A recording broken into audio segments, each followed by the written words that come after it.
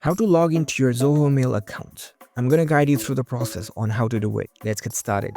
First of all, on your phone, launch the Zoho Mail app. After you are in the app, you will see this kind of app interface.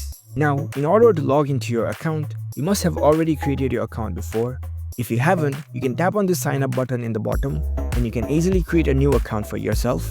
After you create your account, you can use the same credential in order to sign in for your account. If you created your account using the Google account, you can tap on the sign in with Google option. If you created your account manually, you can tap on the sign in option over here. It will prompt you to the login page.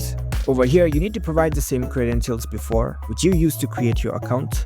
So enter your phone number or your email address. Next up, enter your password for your account. Once you are done, tap on the sign in button. And that's it, you are now logged into your Zoho Mail account.